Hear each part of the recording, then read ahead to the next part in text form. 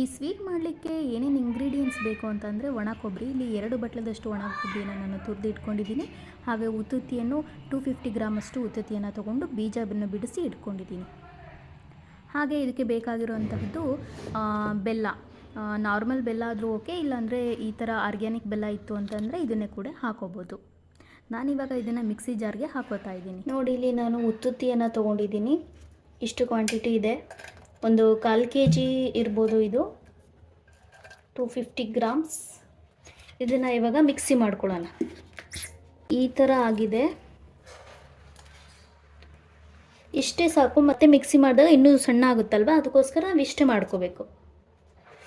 ಇದಕ್ಕೆ ನಾನಿವಾಗ ಒಣ ಕೊಬ್ಬರಿಯನ್ನು ಆ್ಯಡ್ ಮಾಡ್ತಾ ಇದ್ದೀನಿ. ಆರ್ಗ್ಯಾನಿಕ್ ಜಾಗ್ರಿ ಪೌಡ್ರನ್ನ ಹಾಕ್ತಾ ಇದ್ದೀನಿ, ಅಂದರೆ ಬೆಲ್ಲ.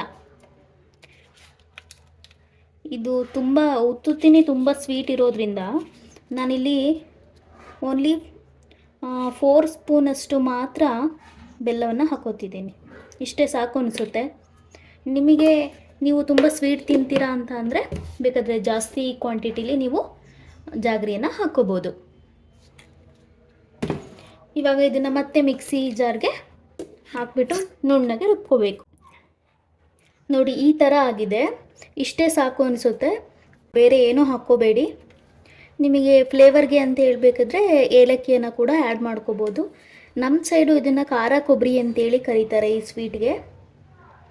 ಇದನ್ನು ಡೈಲಿ ಮಾರ್ನಿಂಗ್ ಟಿಫನ್ಗಿನ ಮುಂಚೆ ಇದನ್ನು ತೊಗೋಬೇಕು.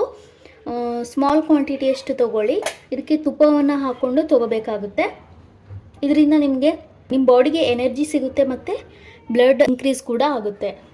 ಇದಾಗಿತ್ತು ಇವತ್ತಿನ video. Hit like, share and subscribe ಮಾಡಿದರೆ ಮಾತ್ರ ನಿಮಗೆ ಎಲ್ಲ ವಿಡಿಯೋ ಸಿಗುತ್ತೆ. ಪ್ರೀತಿ ಸದಾ ಹೀಗೆ ಇರಲಿ. ನಿಮ್ಮ ಕನ್ನಡತಿಯನ್ನು ಸದಾ ಪ್ರೋತ್ಸಾಹಿಸಿ. Lots of love. ಬಾಯ್.